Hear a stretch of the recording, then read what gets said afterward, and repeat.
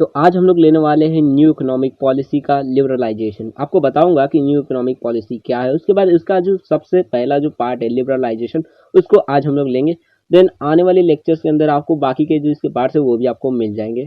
तो स्टार्ट करते हैं। Then new economic policy and business, यानी कि बेसिकली ये जो न्यू इकोनॉमिक पॉलिसी आई थी ये बिजनेसेस के लिए ही आई थी। बिजनेस जो थे, प्राइवेट बिजनेसेस थे, उनके ऊपर ज़्यादा फोकस किया गया था। तो ये क्या हुआ था, आपको एक कहानी बताता हूँ, एक स्टोरी फॉर्मेट में आपको बताता हूँ। देखो 1991 के पहले, मतलब 1991 के पहले क्या होता था, अगर उस टाइम पे अगर आपको बिजनेस करना है यानी खुद का बिजनेस करना होता था, तो उस टाइम पे हर एक पर्सन को हर एक काम करने के लिए, यानी अगर उसको एक बिजनेस खोलना है, एक कंपनी खोलनी है या फिर एक इंडस्ट्री खोलनी है, तो उसके लिए उसके पास प्रॉपर लाइसेंस होना चाहिए उस काम का। मतलब हर एक काम के लिए, हर एक छोटे मोटे से काम के लिए भी उसे लाइसेंस बनवाने की जरूरत पड़ती थी। यानी कि हर एक काम के लिए गवर्नमेंट से पूछना पड़ता था कि क्या मैं ये काम कर सकता हूँ, क्या हमें ये परमिशन आप दे सकते हैं, हमें ये काम करना है। हर एक छोटे से काम के लिए भी लाइसेंस बनवाना पड़ता था। मतलब बेसिकली उस टाइम पे हमें काफ़ी ज़्यादा लाइसेंस बनाने पड़ते, यानी एक इंडस्ट्री के पास ऐसे 10-20 लाइसेंस होते थे, एक सिर्फ एक ही इंडस्ट्री चलाने के लिए। अलग अलग उसके अंदर काम रहते थे, अलग अलग रॉ मटेरियल लाने पड़ते थे, फिर प्रोडक्शन के लिए लाइसेंस अलग, ऐसे अलग अलग लाइसेंस बनवाने पड़ते थे। तब जाकर वो कंपनी या फिर ऑर्गेनाइजेशन जो है अपना बिजनेस कर पाती थी, जिसके वजह से जो जनरल पब्लिक थी वो मतलब खुद से बिजनेस करने का सोच ही नहीं पाती थी, क्योंकि इतना सारा लाइसेंस का कौन झेल मतलब काम करेगा, क्योंकि लाइसेंस बनवाना भी बहुत ज़्यादा मुश्किल होता है। ऐसा नहीं कि गए और बनवा लिए तुरंत, काफ़ी ज़्यादा दौड़ना पड़ता है। ऊपर से एक लाइसेंस नहीं बनवाना है, काफ़ी सारे लाइसेंस बनवाना है, एक ही लाइसेंस बनवाने में महीने लग जाते हैं। तो इधर तो काफ़ी सारे लाइसेंस बनवाने पड़ते हैं।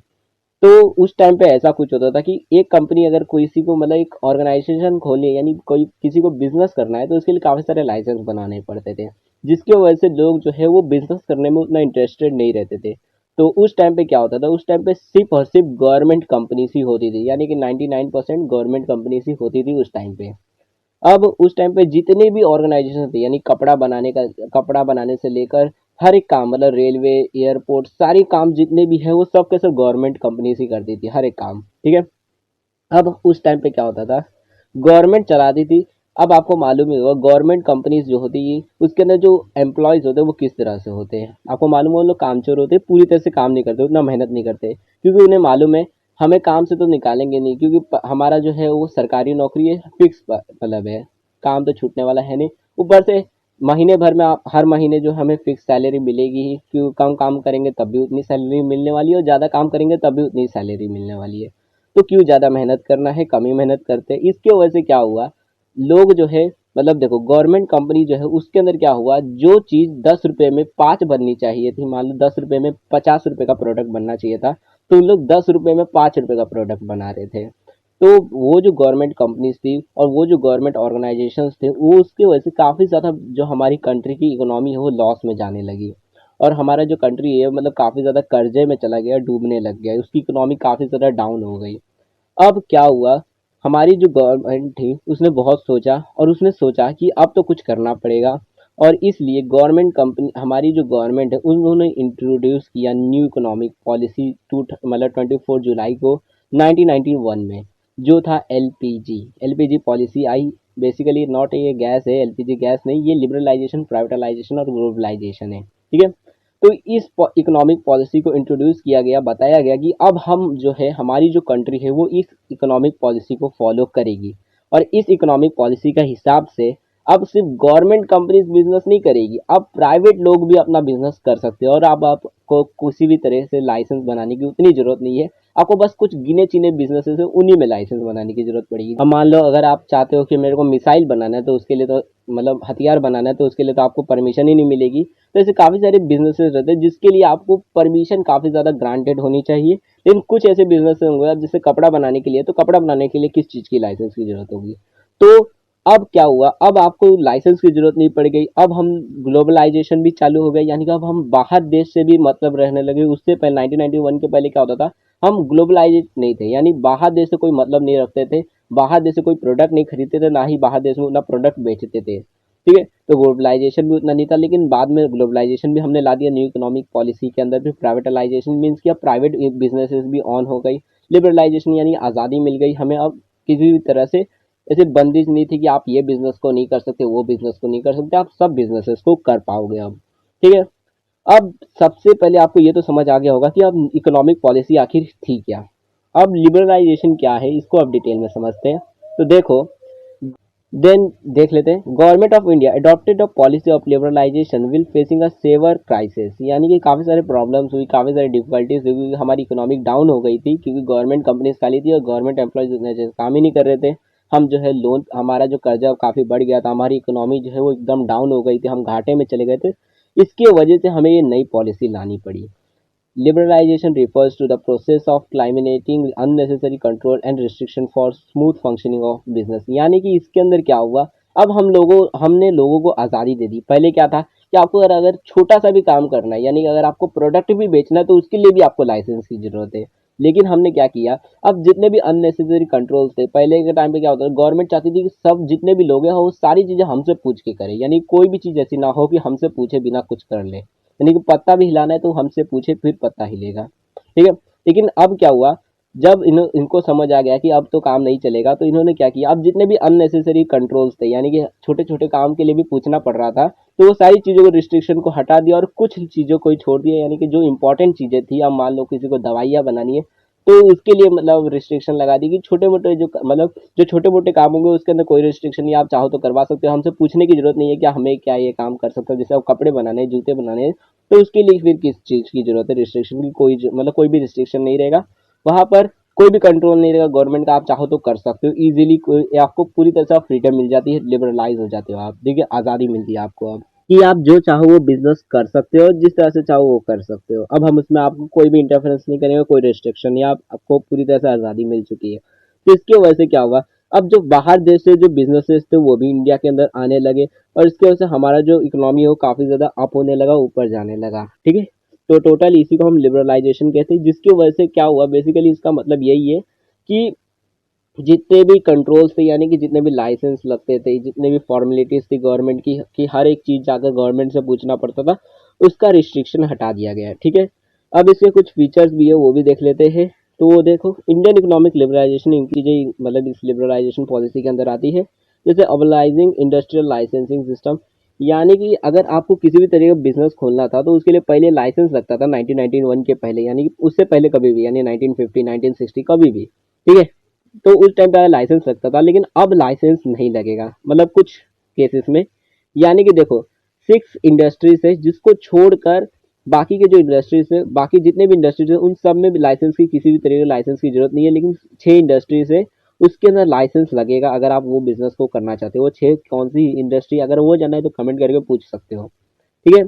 दूसरा जो है, दूसरा जो इसके अंदर आता है वो है reduction in physical restriction on import and import duties. यानी कि काफ़ी सारे पहले रिस्ट्रिक्शन रहते थे कि आप बाहर देश से कोई भी प्रोडक्ट्स को मंगवा नहीं सकते, लेकिन अब वो जितने भी इम्पोर्ट्स के रिस्ट्रिक्शन थे वो सारी चीज़ें हटा दी गई है, और आप इजीली आप मंगवा सकते हो। और इम्पोर्ट ड्यूटीज़ भी पहले बहुत लगती थी कि अगर आप मंगवाते, अगर ज़बरदस्ती मंगवा भी लोगे तो आपको बहुत ज़्यादा आपको ड्यूटी देनी पड़ेगी, यानी चार्जेस देने पड़ेंगे गवर्नमेंट को, तो वो भी कम कर दी गई, ठीक है। Then reformation of financial system को वापस से बनाया गया। पहले मतलब हम सिर्फ सोशलिस्ट थे, यानी कि सिर्फ हमारी गवर्नमेंट सारी बिजनेस करती थी। अब मिक्स्ड इकोनॉमी बन चुके थे, क्योंकि देखो अब गवर्नमेंट के साथ साथ प्राइवेट ऑर्गेनाइजेशंस भी मिल चुके थे। रिडक्शन इन टैक्सेशन में भी कमी कर दी गई, क्योंकि टैक्स ज़्यादा रखेंगे तो जो प्राइवेट बिजनेसेस है वो ज़्यादा उसे सस्टेन नहीं कर पाएंगे, तो इसलिए टैक्स जो है उसे कम कर दिया गया कि आप अगर इतना कमाते हो तो आपको हमें इतना देना पड़ेगा, इतना ही देना पड़ेगा, ज़्यादा देने की जरूरत नहीं है, ठीक है। Reduction in control on foreign exchange के अंदर भी कंट्रोल जो है उसे थोड़ा कम कर दिया गया, ऐसा नहीं पूरा जीरो कर दिया गया, लेकिन थोड़ा कम कर दिया गया, ठीक है। मतलब बाहर देश से जो भी एक्सचेंज कर रहे थे, यानी बाहर देश से अगर हम कोई भी प्रोडक्ट को खरीद रहे थे और दे रहे थे, तो उस एक्सचेंज में भी हमने थोड़ा जो कंट्रोल्स थे, गवर्नमेंट के इंटरफेरेंस थे, उसे को कम कर दिया। Then changing in approach toward industrial sickness, इसके अंदर भी मतलब काफ़ी सारे चेंजेस लाए हमने। Then freedom to decide the scale of business activity, पहले क्या होता था, अगर आपको बिजनेस करना है तो आपको गवर्नमेंट से ये भी पूछना पड़ता था कि मैं अपना बिजनेस किस लेवल पे कर सकता हूँ।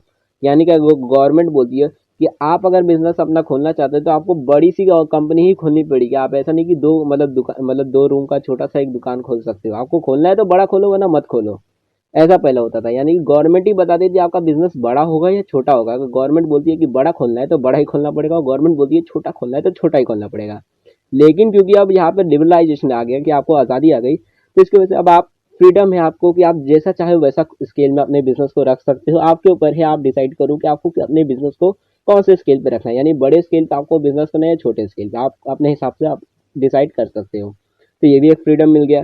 देन अट्रैक्टिंग फॉरेन इन्वेस्टमेंट, यानी कि देखो अब क्योंकि यहाँ पे प्राइवेट बिजनेसेस भी आने लगे, तो जिसकी वजह से क्या हुआ, अब हम लोगों ने क्या रिस्ट्रिक्शन हटा दिए कि बाहर के देश जो है वो पहले क्या होता था, बाहर के देश से हमें मतलब नहीं रहता था, सिर्फ हम अंदर अंदर ही काम करते थे।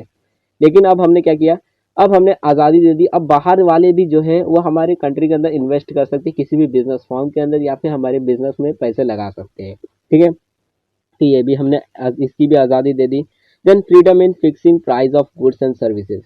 पहले क्या होता था, मतलब 1991 के पहले, जब तक ये एलपीजी पॉलिसी नहीं आई थी, उससे पहले अगर किसी को अपना प्रोडक्ट बनाया, मान लो अगर आपने 10 रुपये का प्रोडक्ट बनाया है, तो गवर्नमेंट बताती थी आपको कि आपको ये प्रोडक्ट कितने रुपए में बेचना है। मान लो आपने 10 रुपये में बनाया, आपने सोचा मैं इसे 20 रुपये में बेचूंगा, गवर्नमेंट बोलती है नहीं इसे 12 रुपये में बेचो। ठीक है, तो गवर्नमेंट डिसाइड करती थी कि ये जो प्रोडक्ट है ये कितने में बिकेगा।